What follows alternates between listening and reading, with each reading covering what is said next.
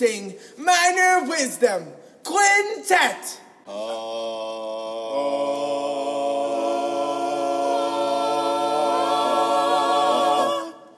1, 2, a skidda-didda-doo. Minor Wisdom. This week I've got Gena Lea Smith on the podcast. You guys might know Gena Lea Smith from she's been at UIL One Act Play State a few times. She is also married to Darv Smith. A lot of you know Darv Smith because of TXETA, but also Gena Lea was on the podcast. She's one of the only two-timers on the podcast. She was on with the 12 directors that made it to state. This was over a year and a half ago. Coming up, speaking of a year and a half, it's a long time for a podcast. I am coming up on the 100th episode. I've already recorded it. I've already recorded the next few episodes. And my apologies for not being around last week. I don't really have an excuse other than I just didn't record any interviews. But this week I did record quite a few, thanks to those people that I've already talked to and discussed and chatted with. But this week, again, Gena Lea Smith, one of the just most fun-loving talks that I've had on here. Just there's no way to not smile and enjoy the time. We do get into a couple of things that don't make you smile, and you'll hear that in the interview, but she's just got such a great personality, great attitude, great lease on life, and it was just a very uplifting and fun conversation, especially for the new year, and Happy New Year to everyone. Happy 2021.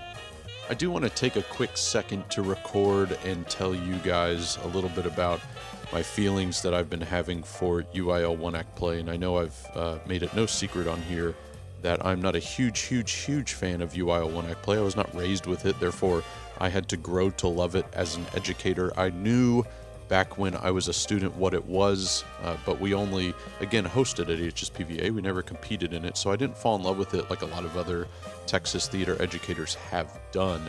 But again, I do know the importance of it. I do know why it is around. I do know its relevance and that I might have a job because of it, and I totally understand that. That said, and I'll be as brief as I can be with this without being on the soapbox too long, we shouldn't be doing competitions this year. We should have shows. I am not necessarily anti-show this year. We should be producing shows. Full disclosure, we've already cast our UIL One Act Play. It's the earliest I've ever done that, but we've done that because we're not doing a musical this year. So why not get ahead of it? But we've already cast ours, but I would be okay if we were told you're not competing. You can produce a show. You can do a show on your campus and maybe not have an audience. We are not really for an audience, but that's a different story. But I don't think we should be traveling. I don't think we should be competing. I don't think there should be any sort of competition because the field is not level or as level as it can be. What happens, God forbid, if a student contracts the coronavirus? What happens if the director contracts the coronavirus? What happens if you're headed off to By District and 2 days before you have a positive for 2, 3, 4, all of your cast? What happens if that happens? And now you have this competition that you are supposed to attend and you may not be able to, or you're not going to be able to put your best actors on the field, if you will, on the stage. That's not fair. I also don't think it's fair that for some of these regions that have to travel 2, 3, 4 hours out of their sort of district, their city, in order to attend a by district or an area. There are quite a few. You're selfish if you think, oh, well, we're in Houston, we're fine. We're in Dallas, we're fine. We only travel so far. In the Rio Grande Valley, in El Paso, even in San Antonio, they're traveling very far to get to some of these competitions that are by district and area way before region, not way before, but right before region and state. It's not fair. It's just simply not fair.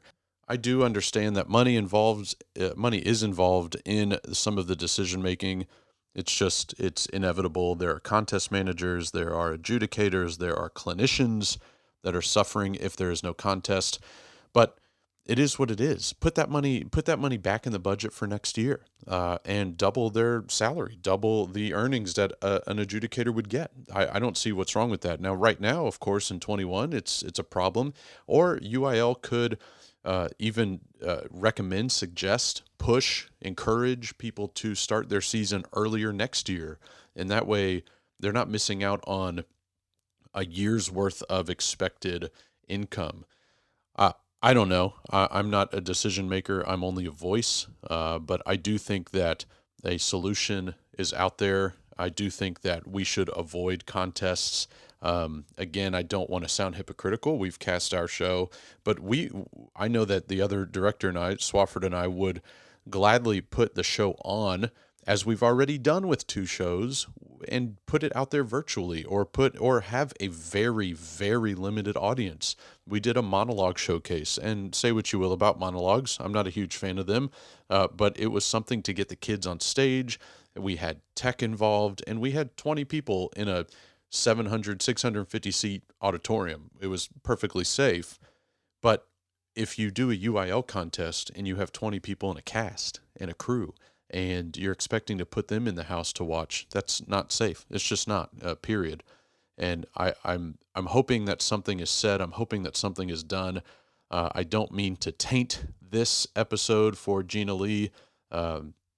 I hope maybe if you didn't want to hear my voice, you fast forwarded through and waited till you heard hers. But I did feel like I need to say something. I have talked to a multitude of directors about this, and it's funny how most of us agree. Just because football is out there and quote unquote performing, playing, doesn't mean that theater has to be. If football jumped off the proverbial ledge, would you jump off the proverbial ledge? Would you have your theater department do it? No, you wouldn't. So, it can't be it's a double-edged sword. It's a whatever other hyperbole, the kind of thing you want to say, but it's just not right. We shouldn't be doing it. And that's it. I'm so sorry about all that, Gena Lea.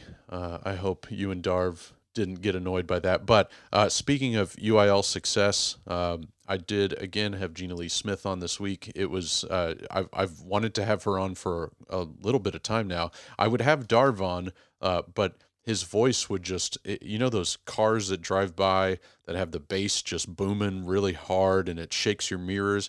That would be what the interview would sound like with Darv. The dude has the deepest voice out there that I've not heard in a movie intro, a movie trailer. So anyway, Darv, congratulations. You were blessed with a great voice. But this isn't about Darv. Gena Lea Smith, thanks again for coming on. I hope you guys enjoy this, and I will talk to you next week. Check me out on Twitter at Mr. Blake Minor, or on Facebook. I've had people friend me. Tell me who you are, because I'm not going to friend you if I don't know you. All right? Enjoy. Well, I'm in year 30 of teaching, and probably knew my entire life that I wanted to teach, except, I grew up in the 80s, and we were all about making money in the 80s. Bright Lights, Big City. We were all going to be rich. Everybody was getting an MBA. And many teachers that I had in high school were like, you can't throw away your brain on being a teacher. And so I started pre-med, because that's what intelligent graduates were supposed to do. And one semester in, I went to my dad and I said, I don't want to do this. And he said, then don't do it. And thank God that was very supportive. And he said, you always wanted to teach. And I said, I know, that's what I want to do. And he said, then go do it. And I kind of in my brain thought, you know what, if all of our intelligent people refuse to teach, what are we saying to our future kids anyway? And I don't know, that sounds really pompous to say intelligent people, No, but I get it. I was at the top of my class. I was a high graduate, and I did have a good brain. After 30 years of teaching, I don't know if I do anymore. But anyway, I decided, okay, I'm going to be a teacher. And it was the right decision from that moment on, and I knew it. I've never really wanted to go into admin. I have thought a little bit about fine arts admin, but I've never wanted to do that. I just want to be in the classroom, and I really enjoy it. So anyway, all of that. I met Darv that year. We got married. Wow, it was amazing. And he was in the Air Force, and so we lived in Abilene. So I graduated in Abilene from McMurray University, and he was going to be getting out of the Air Force. So I needed to establish a job. I graduated in December. So I came back to the area down here where we were from and started interviewing around. Had a couple of job offers that would have been for the upcoming fall because I was interviewing in November. However, his aunt lived in this little town of Van Vleck, which we only knew because of them. And she said, we actually have a position pretty soon, and my principal would like to interview you on the down low. So I came in and interviewed for this position, and they were actually moving the teacher without her knowledge, but they wanted to have someone prepped to go there. So anyway, I interviewed, they offered me the job. So, and it was a reading specialization because I was all level reading certified and K through 8 generalization because back then we all got lifetime, you know, Yeah. certifications. Anyway, so I finished student teaching on Friday and I started in Van Vleck on Monday and still here. But so I taught reading and art and a million things at the junior high for the first 7 years of my career. Um, Somewhere along that line, people had found out I played volleyball in college and I was coaching.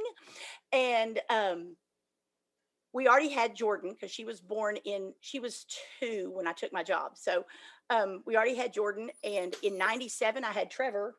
And one day I was at a track meet and my baby was at home. And I thought, what am I doing? Why am I not with my children? And Darv said, then quit coaching. So I gave up my coaching position and went and taught 4th grade.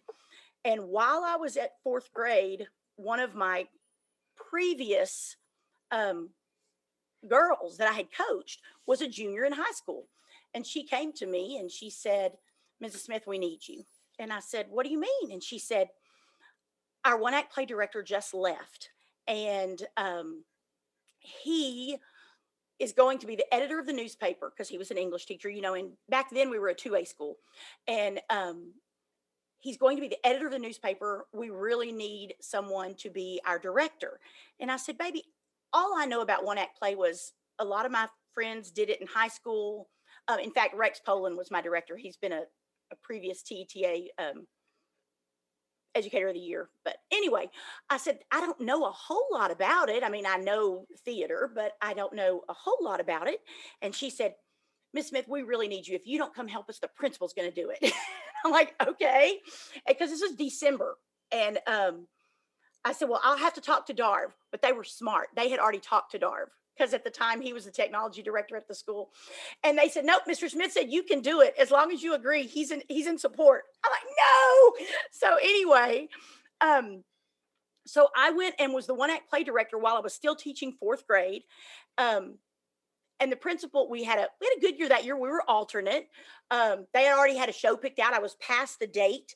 Lord, I read the rule book and I didn't know a thing about what all those silly rules meant, but I figured them out. At first, it was so unclear back in that book. It was 99.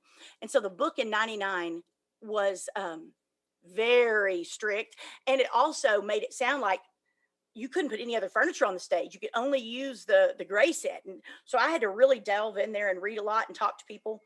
Anyway, I decided if I was going to do this, I needed to get some training. And that's how I researched and found out about TTA and became involved with them. Went and took a few classes just to learn more. Started talking to people because if I'm going to do something, I usually want to do it right. And so I learned more. The next year, we did Taming of the Shrew, and we went all the way to regionals. Nope, we were the alternate to regionals. We went to area that year. But great group of kids. I knew I had to showcase some of those kids. That first show we did was voices, and we only had 5 kids in the show. The next year, like I said, we did Taming of the Shrew, so I had a full complement. It was a great year. Learned so much that year. And the principal really wanted to move me to high school, but he didn't have a position because when that gentleman had left, they had done away with, he had only had 2 theater classes. And they had done away with the theater classes. All they had then was English positions. And he said, I want to get you to high school, but I don't know how I'll do it. So I went back to TEA testing and I got certified in English and theater. And he said, all right, I can move you over as an English teacher with 2 theater classes. said, okay. So I went to the high school in 2001, that fall, 2000. I went to the high school and started teaching English and 2 theater classes. The next year I had 4 theater classes and kept that for quite some time. Throughout the years, they have pulled me back in to teach an AP English class based on availability. But for the most part, now for the last, let's see, Trevor's 23. Trevor's sophomore year, I taught AP English, and that's the last one. So I guess 2013 was the last time I taught any English. I've had all theater and debate since then. We've developed, I'm the UIL coordinator too, Right. which I had been even at junior high. So almost 30 years of UIL coordinator. Um, we, we've had a lot of success over those years. Really have learned not just that first year after Voices, I thought there's no way that we're going to build a program doing one show a year. So even that first year when I was still teaching 4th grade, we did a fall show and got kids involved. I'm sure that's why I had more kids when I was able to do Taming of the Shrew.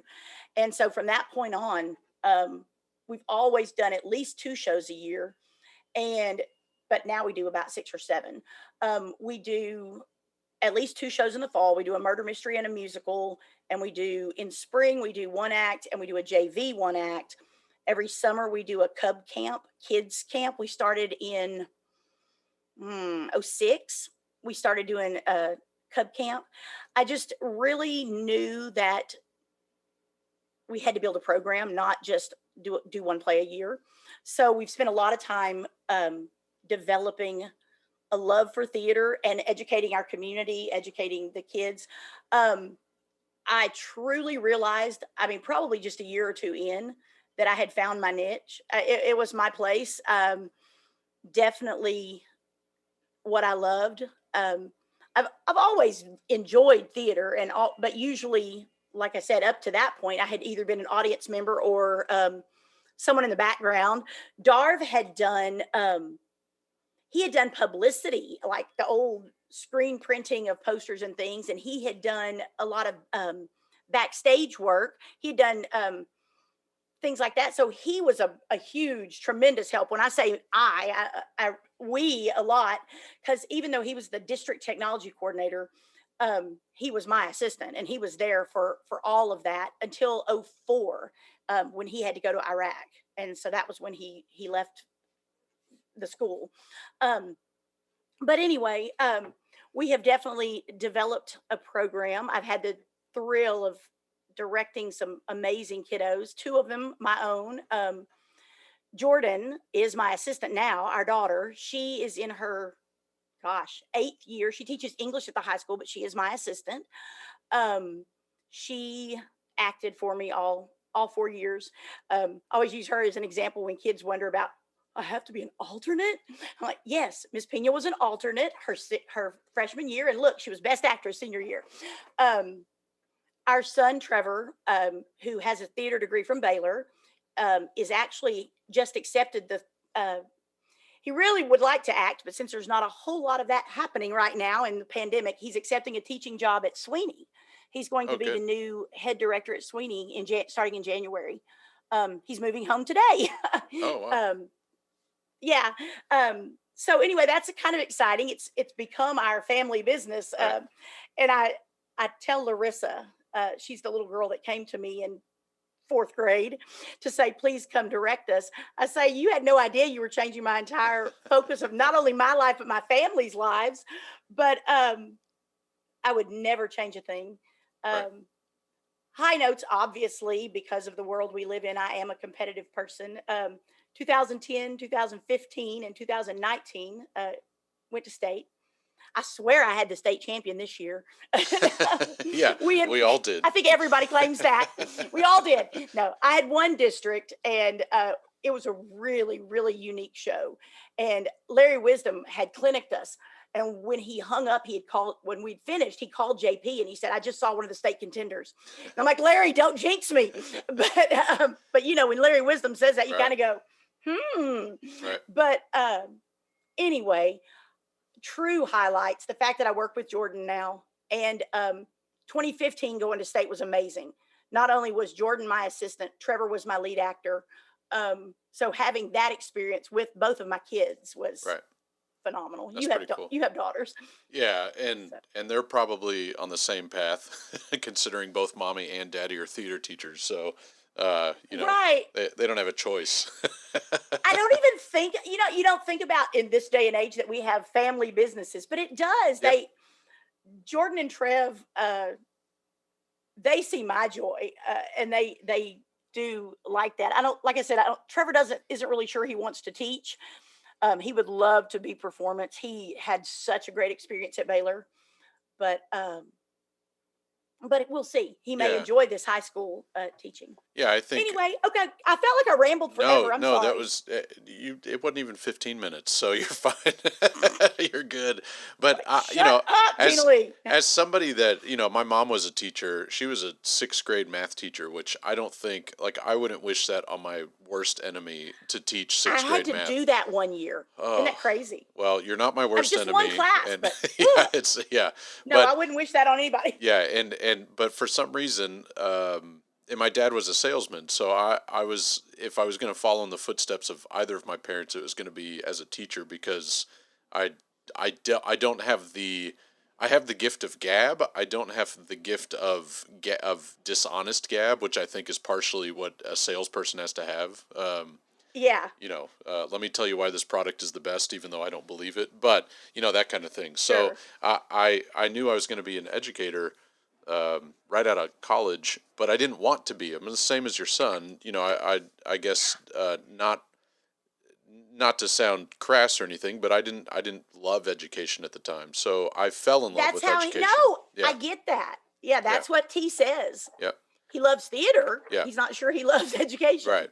Yeah, and there's still my word of advice to him, here's the minor wisdom portion of the podcast, but it would be to find time to be able to still fulfill the professional, quote unquote, or community, whatever that might look like, but get out of the education world for a month and be able to still fulfill that sort of itch. But that's my own thing. So we're hoping that once he gets established, maybe he can even do some more community things, or he can go in summer. But Lord, with this pandemic, you just got to find a new way. I think it's reshaping all of us. Yeah, and luckily, I would venture to guess he's got quite the support team of both of his parents too. So that's probably a positive. So you mentioned that you didn't have a real extensive theater background, as far as like being your childhood and stuff. So what was it about it? Was it just the competition side of things that because you said you stepped into the one act play director spot first, and then you decided, I need to build this program. And then, I'm gonna be totally honest. You were talking about the theater side and not the education side. I've always been a firm believer. Why I did have to teach math that time. If I can teach anything. It's because you don't teach the subject, you teach kids. Yeah. And so if I have to say my biggest strength is probably, my principal calls it relational capacity, but honestly, the relationships with kids, that's important. That's what I loved. And you and I both know that camaraderie between a theater company is unmatched. Yeah. I've been an athletic person. I've been in a million different collaborative efforts. But truly, that love and that support of a theater company is unrivaled. And that's probably where I say that I excel. And honestly, I think that's where we find our strength. Because I always tell the kids, we may win. Look, they know I'm competitive. They know I want to win. They know I want to go to state. But we're going to do good theater. Mm-hmm. We're going to put a good show on the stage. We're going to entertain our audiences. I don't always pick the shows that are judges' favorites, because I truly feel like I have to meet my kids where they are, and I feel like I have to meet my audiences where they are. I don't need to put something on the stage in Van Vleck, Texas that nobody's going to understand. Right. I've done it, but I need to be smart. Right. There's other formats for that. I do a lot of community theater stuff now. So, there's other places where I can do that. Right. anyway, but I truly think what drew me in was not first probably the competitiveness, just because they were asked me and my kids needed me. So kids needed me, I'll go help. Um, but then I fell in love with that camaraderie, that success that we had just building something. But like I said, yeah, I didn't have an extensive theater background. I'd always loved theater. Right. I'd always been an avid theater goer. Um, my history, as far as my parents were very supportive in the arts, we did see theater here and there.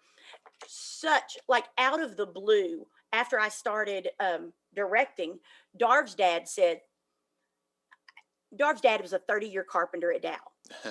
The least artsy person that I had ever thought I had ever met. Right. And he said, you know, I saw Rex Harrison in Houston. And I said, do what? And he said, we saw My Fair Lady. He had graduated in 1964 from Bay City High School. He was best thespian his senior year. I had no clue. I'm like, Curtis. And he said, yeah, our teacher took us to Houston to see Rex Harrison in My Fair Lady. I was like amazed. So, you know, it turns out you find out you have connections you never knew you had. But anyway, That's pretty funny. that's what. Yeah. So and with Darv, and I'll have Darv on at some other point. Maybe he'll be my 199th episode, but we'll see. But with Darv and kind of his unique background, being the technology guy, how did that kind of help you be a better theater artist? I mean, it's Right. Well, I mean, we were very collaborative together. I Right. mean, we've always worked together on, and he's so artistic. Darv is he ended up doing technology kind of like I ended up teaching, because it was the thing, it was the wave of the future Sure. right then. It was what you did. And when he went into the Air Force, he was a datum system specialist. And so it just kind of was the way he ended up moving his career. But technology helped us a lot. But he's also very artsy. Right. He was a draftsman. So the amazing work he can do in set design helped me. He sees things spatially, whereas I think I can see what I want, but I'm not sure how to get there. Right. And he can help me with the actual strategic part of how I can achieve that. Because I have this beautiful artsy imagination, but I Right. don't always know how to get it on paper. And so we work well together with that. Yeah, We that's bounce good. ideas off of each other constantly. So speaking of working, you have a unique situation where you mentioned that your daughter is your assistant. Hmm. And I know of a couple of instances where that's the case. And, I know in Sci-Fair for a while, there was a mom-daughter team. There are a couple of schools that do that. Where, and maybe one day that's in my future, knowing my oldest daughter who's 8, Right. she's very, very theatrical and likes teaching. You can already tell Hmm. if I walked out the door that I'm inside of right now, that I'm not inside of a door. You know what I mean? But Yeah. but if I walk out right now, they're like little math problems that she uses to teach my 4-year-old, and way over her head. But anyway, enough about me. But where is it? Where is the separation of mom and boss, or mom and director? We Has that become? probably, I honestly think that we've developed a better working relationship over the last couple of years. Yeah. Bless her heart, she had to be my guinea pig when she was in school too, about directing your own kids. Her junior year, the girl that was playing the lead, and of course there were like 9 really strong girls in her class and a class above her. And her junior year, the girl playing the lead failed, and I had to replace her. Well, Jordan was already playing the mom in the play, and it really fit her. So I didn't move her. I moved another girl, and it really upset Jordan at the time. And her senior year came, and I was trying to pick a show, and Mike Doggett, who now is at San Antonio College, but at the time he was at Industrial, he said, "So you're going to finally give Jordan the role she deserves?" And I was like, wham, it was slam. But I had been so worried what everyone else would think, the coach putting his son in as the quarterback. but I was so worried. And let me tell you, when she won Best Actress that year, it was like the biggest thing because I was like, whew, support from somebody else. Because I was nervous. I was very nervous at giving her the lead. We did Gut Girls for the first time that year, and she played Lady Helena, and she was phenomenal. It really fit her. And but all of that to say, even then, we had to develop that director versus mom role. And so I was a little more prepared. Trevor's 8 years younger than she is. And so when Trev came along, first of all, it's easier to put a boy into a leading role younger because there's not as many boys. But he had already, by the time he got there, our junior high program had built up some, and he'd already won Best Actor at junior high. So it was pretty easy for him to walk in and get a role in OAP as a freshman because he had established himself. But that's not what you asked about. You asked about us working. I'm good at bouncing things off of Darv and other people, but I'm not real good at delegating. Okay. I'm a workaholic, and I just move over and I'll do it myself. So I've had to make myself take Jordan, and I have another lady that is an assistant. She was my mentee when she started teaching. When I went to high school, I said, can I have an assistant? And they said, if you can find somebody that'll help you. Sure. And I had a mentee that I was helping. And I said, hey, can you sew? And she said, no, but I can paint. And I said, come on, I need that too. So she started helping me back then with OAP. And so throughout the years, Tiffany, Unkin, and it's really funny because now her husband is Magda Morellis's assistant at Bay City. Okay. But anyway, so see, those kids affected everybody's lives. Yeah. It's chain reaction. But Tiffany and Jordan have both just kind of watched me. They're like, they know I won't delegate very often. And over the last couple of years, that has been my personal growth goal, I suppose, is that I will learn to delegate, or at least let them have more say in shows or in the artistic view, because obviously more heads can create a more beautiful product as long as we have the same vision. Right. Last year, there were a couple of things that Jordan really helped me with.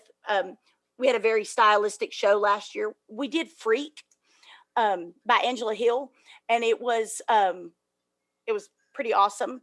But there were a few things that I went to Jordan and asked, and I actually went with her ideas. And I was very glad that I felt that was a growth for me, that I was able to allow that.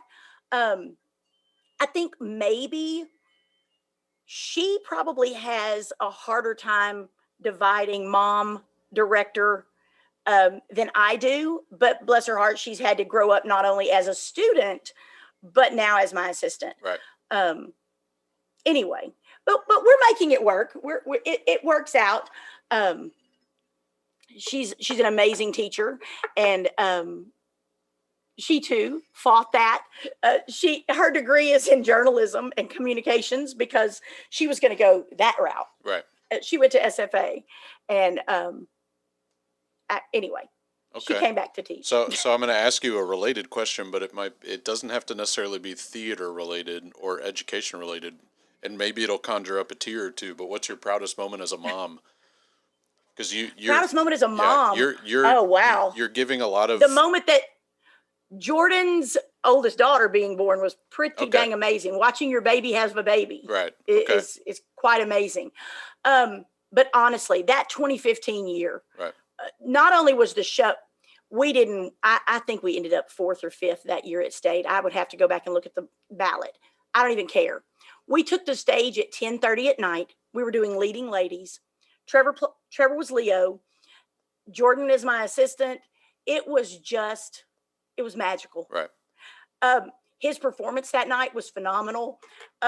She was sitting on my right and Darv was sitting on my left, but she was sitting on my right holding my hand, and we're watching him perform. Woo, yeah. It was beautiful. It really was. Yeah. It was just, I mean, we're a strong family anyway. We're a very close knit family. In fact, Lord, take me somewhere that I probably shouldn't go, but she just was diagnosed with skin cancer last week. And we're getting through this. Thank Right. God we're so close to MD Anderson. But right now she is at a low, she's scared. Yeah. And I just keep saying, hey, we got this. Our family fights through anything. We can do this together. And she knows that. And so I think if I say there's a proudest moment, it's as a mom, the strength of our family, but it felt that night in Austin was pretty phenomenal. Watching both of my kids were a part of my career. I mean, when people talk about separating work and home, that's not a thing that theater teachers, I think, can do.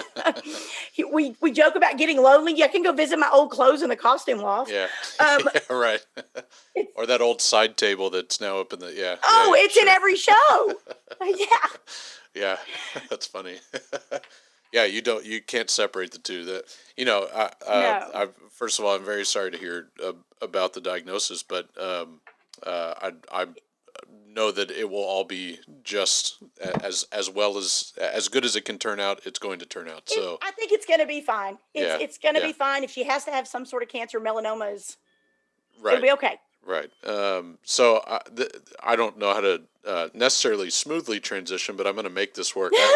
One of the podcasts I listen to is like they're the king of like these weird transitions, and it's really funny. It's actually part of the comedy behind it. But so I know nothing about Van Vleck.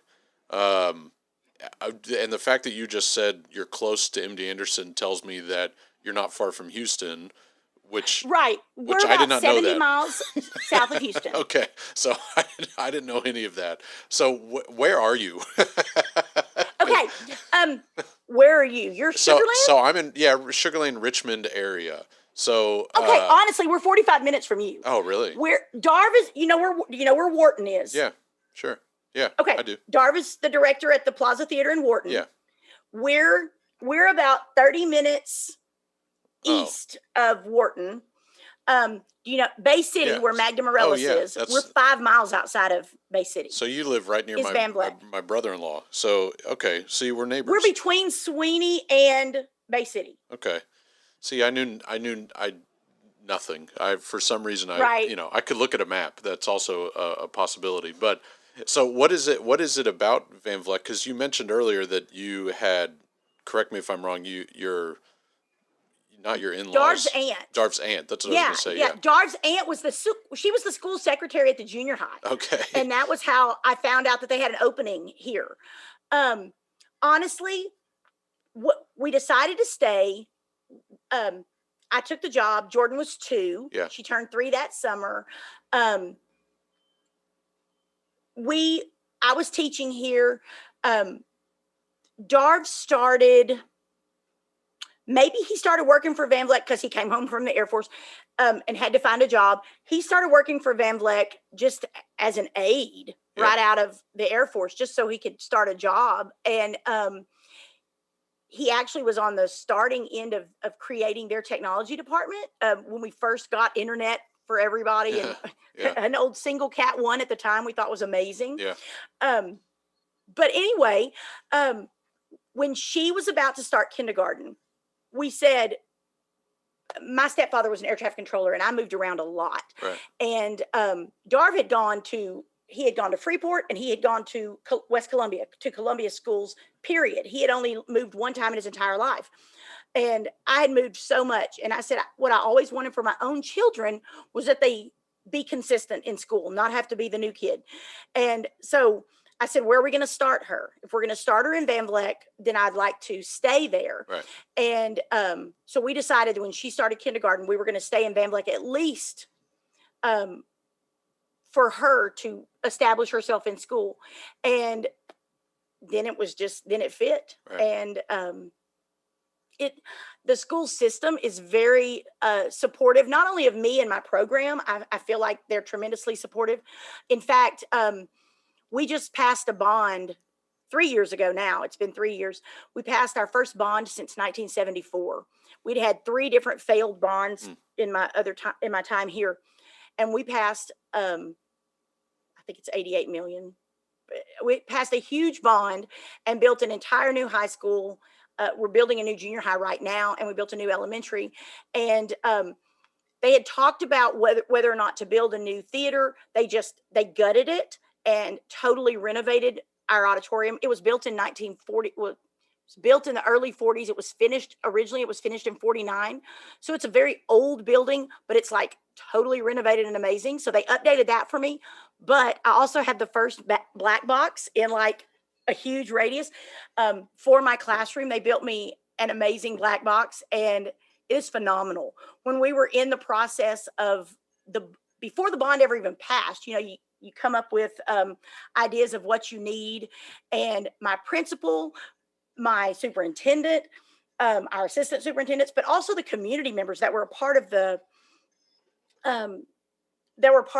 bond team, were all saying, hey, okay, if we can't afford to put in a new auditorium, what are we giving the Leopard players? Because, I'm not patting my own back, but I do have the most successful program. Van Vleck previously had been known for their number of professional football players. At one time, I think we had 7 guys in the NFL. Back in the early, back in the early 80s to late 80s, lots and lots of football players came out of Van Vleck. In fact, Robert Blackman, who played for Seattle, just retired. He's not retiring, but he's stepping down as our athletic director because he's from Van Vleck. And Charles Austin, Olympic gold medalist. So we were a very athletic community. So to become an artsy community has been fun. And sometimes those same kids, that's probably my biggest, that's one of the things I'm also most proud of. Those kids that, Lord, back that very first year, Taming of the Shrew, we made it work around baseball. We made it work around everything. The quarterback was one of my lead actors. In fact, he's interviewing for the AD job right now. And I'm like, oh my goodness. But Robert Blackman's son, who is at UT now, not only was he a fantastic football player and weightlifter, he was one of my award-winning actors too. Right. And so Van Vleck has been supportive in that, and that we are a valid part of the school system. I feel very supported by the community. And I feel, and by my admin, they definitely, they're still athletic people. They're still very sports oriented. That's not going to change. However, they do appreciate what we bring to to the community. Right. Sure. And so I what is it appreciate that.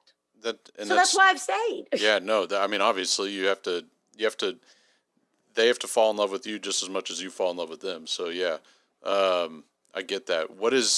How are the upgrades changing your, and I know that you've the past, 9 months or whatever has been different than every other school year ever.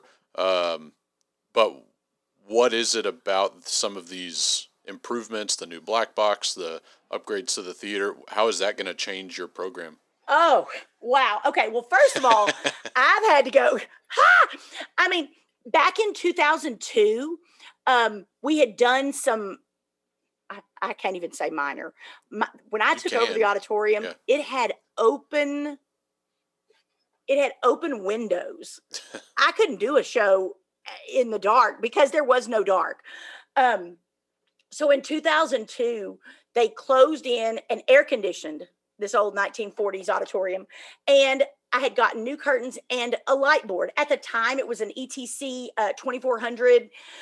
So that was an upgrade from the start, because I used to have to flip a breaker to go to blackout. But taking that light board, which I had trained all my previous kids on, because I had to learn all that. You asked about Darwin technology earlier. Him helping me learn that. Right. I could do the artsy side, but I had to learn the light and sound. And I'd gotten a grant from, it was when Mr. Wagner was at SEDFA. They had done a grant, and I'd gotten sound put in. back before we did Grease in 2009, and I had a live band on stage, and I knew I had to have snakes and microphones and things. And so we had, I'd gotten a grant that year for that. So I'd slowly learned things, but oh my goodness. So you take 2002 technology, which I thought I was pretty adept at, and you put in this 2020 technology I have an ion board in the main auditorium. And then I have the one I have in the black box is like, it's compatible. It's the one that you can train them on, but they can go work on the ion. Element. Can't even think of the name of it. Yeah, the Element. Is that what is it? ETC Element? Yeah. Okay. Yeah. Is it brownish? That sounds right. Okay. So I've had to learn both of these systems, totally new. And the sound, oh my gosh, the sound is like phenomenal. And so thank goodness I had Trevor coming out of Baylor, who had done a whole lot of tech work as part of his degree. I'm like, okay, kid, come retrain the mom.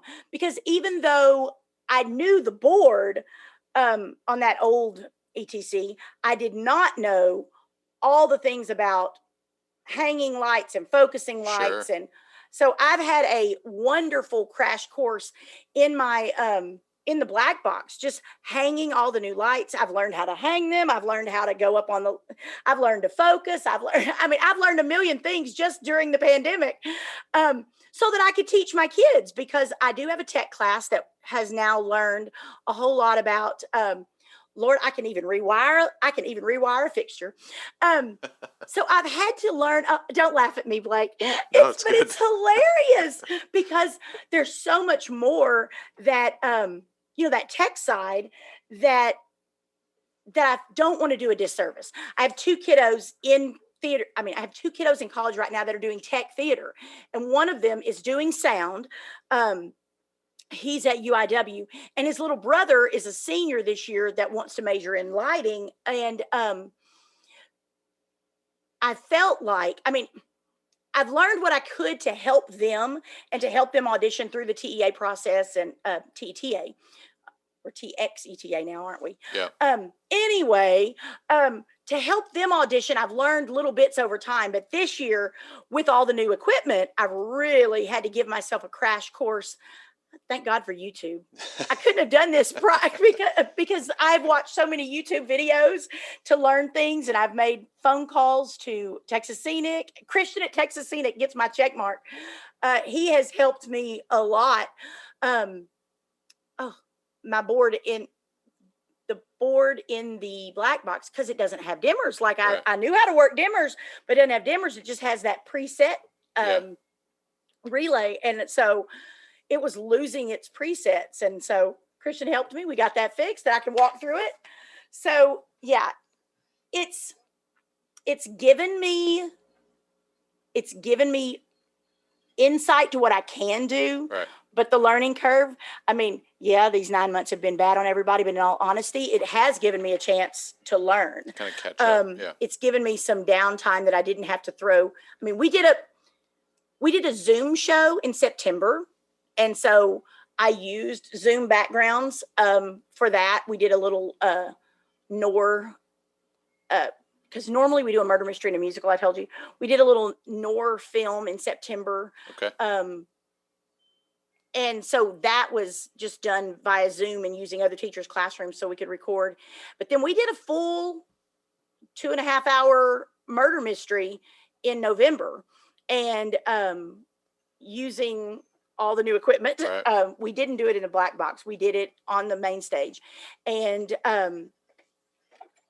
we were scheduled to do a musical the week we got out for Christmas, but I had to call it 3 weeks before due to quarantining, and just couldn't safely put 25 kids near the stage singing. I just couldn't do it. So your murder mystery, because that kind of intrigues me. Did you do it? Did you do it like you normally do it, or do you normally do like a dinner version, or? Normally, that's a dinner theater. Okay. I usually dinner theaters are one of our big. Not only are our big money makers, but they've probably been that connection to the community. Right. Sure. Back when I first started doing them, and I've been doing them since 2001. I have parents come in and sponsor a table, like they'll decorate it with their finest china, and then we serve. Anyway, it's always a really neat thing.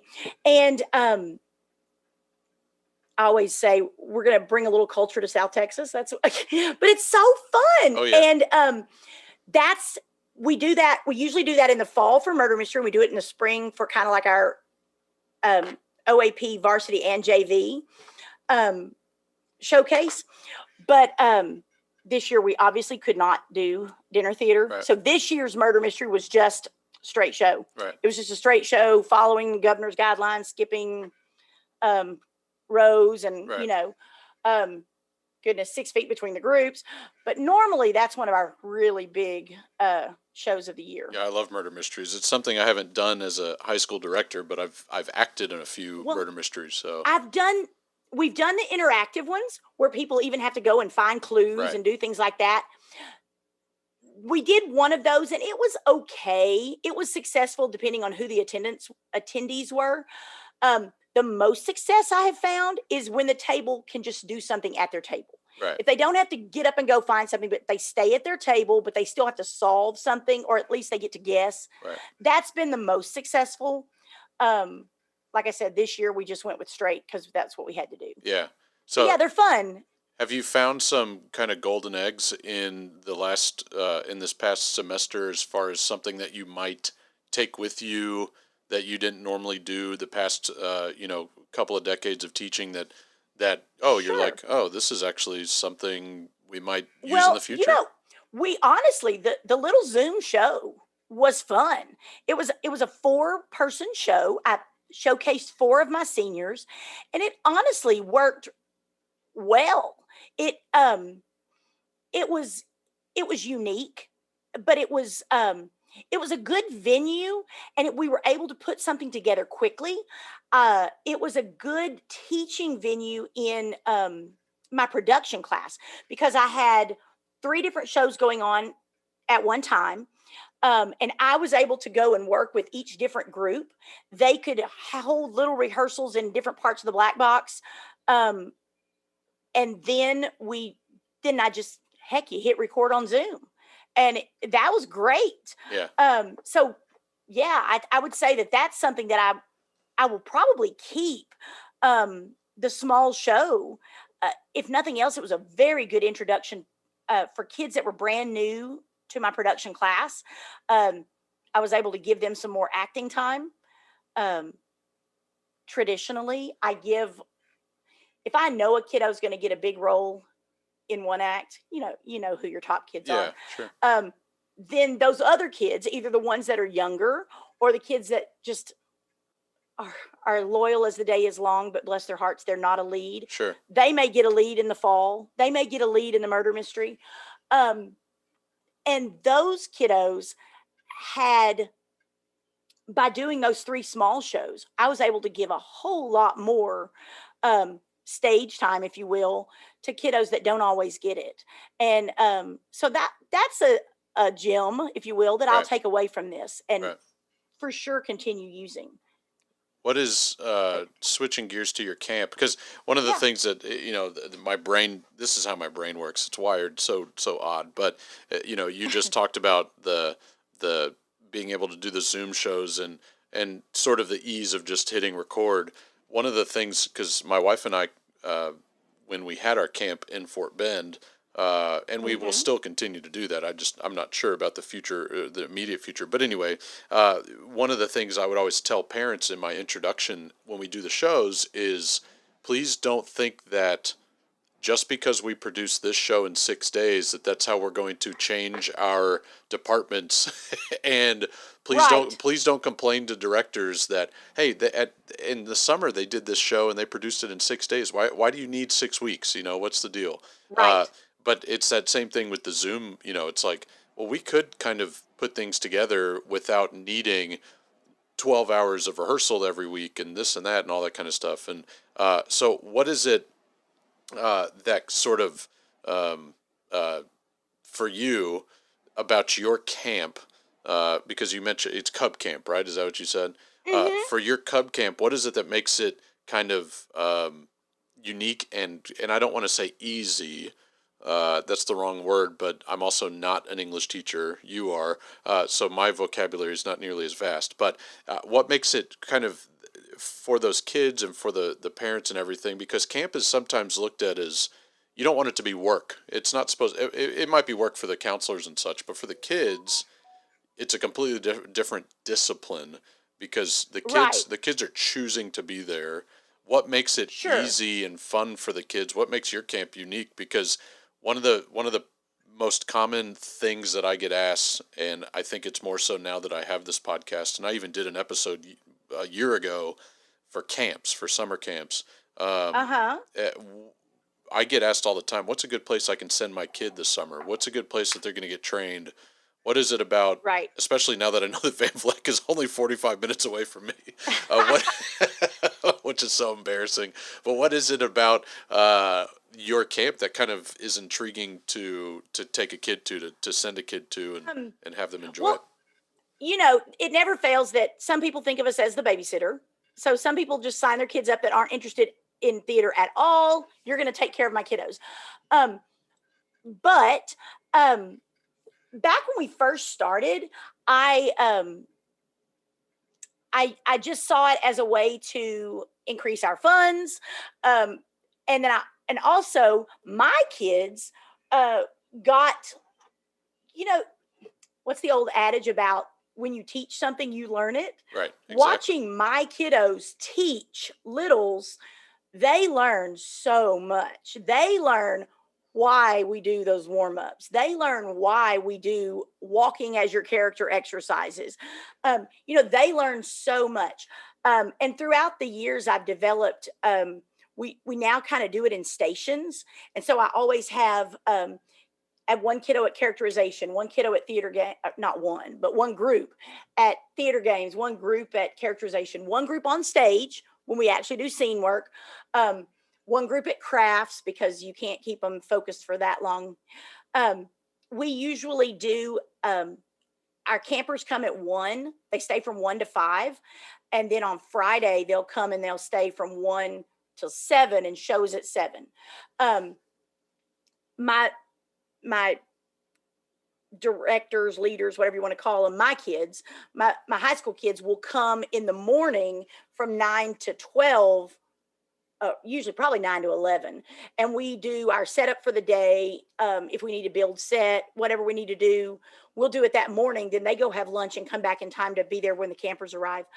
Um, I think your question is really more. Well, no, that I mean Um, I mean, to me personally, again, this is my podcast. I get to say what I want, do what I want. But mhm. that does kind of answer it, because your structure is different. And it I try. Go ahead. Yeah, I've tried a lot of different structures, and by and we've adjusted over the years. I have found that basic structure, I patterned it after old vacation Bible school, if you will. But Yeah, I mean, seriously, just like moving through stations, nobody has too much time to get bored. I used to group them by age, and now I group them by character, if you will, or role in the show, so that when we did Charlotte's Web, all the baby spiders were together. The principals usually are in a group together, so that as they rotate through, first of all, they're not stuck with just kids their age. right, Um, there might be a kindergartner with a seventh grader. That's fine because they may be on stage together and they learn from each other. right. But also, that way, when we get to scene work, we can do actual scene work if you have all your principals together or you have all your baby spiders together. Um, so that's been good. Then on about Wednesday afternoon, we'll do we do a modified schedule, and we'll go to 1 hour of everybody on stage so that we can at least do one run through and see how that looks. Then Thursday we also do another modified schedule, so that again we can have a run through on stage, then we do stations, and then we'll do another run through before they leave us to go home. um, so that's been a lot of fun, and that's really been the most successful. um, Fridays usually ends up being finish up crafts, finish up costumes, and get everybody, do a full run through, feed them supper, and then get them dressed.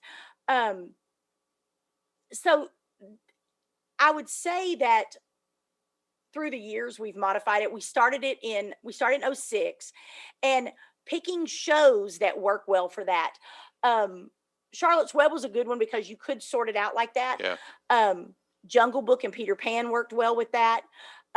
One year I wasn't sure about numbers, and I've actually done this 2 different times, and it may become my regular. I don't know. We did 3 or 4 small shows, and my groups were the show. And first of all, it's easy to find either royalty free or, um, you know, shows with more leeway that way. Sure. I keep, it's not great literature, but I keep my subscription to Plays Magazine because, first of all, that $50 a year gives me complete royalty free. And there's some cute little skits or whatever you want to call them that we can do. If elementary calls me up and says, hey, can you come over and do such and such? Yes. And I don't have to worry about royalties. And I've used those a couple of times for Cub Camp. Cute little stuff that I can safely, within copyright rules, do. So that's been good. The year I did that for camp, having the 4 shows, it also enabled me to not have to be the director myself. I always name at least one student director, but that year I had 4 different student directors. Right. And I get to kind of just be the camp director in that case. And my kids learn a whole lot by dealing with other little actors. So I want to get you out on this. Yes. And first of all, thank you. Because, I've been, again, you're a 2-timer now. So very few people have been on twice. Only the elite. There you go. That's the just because of age. No, not necessarily. No, I have to say, go ahead. It's probably been within the last 2 years that I finally realized maybe I do know what I'm doing. And that sounds crazy for somebody that's been doing this as long as I have. But because I didn't have a theater degree, because I came into this by some crazy, almost fluke of kiddos coming to me, I've always felt inferior. And I was talking to Jackie DeMontmallen one time about, I had a kiddo that was going to go to U of H, and we were talking about it. And 2013, when I got DQ'd for time, we went 12 seconds over at regionals, and we had the state champion. Paganini was amazing. Yeah. I tell Philip Taylor all the time, you're welcome. I gave you that championship that year. Anyway, craziness happened at regionals that year. Time didn't work in the booth, time backstage, whatever. Anyway, we needed 12 extra seconds to tell that story. That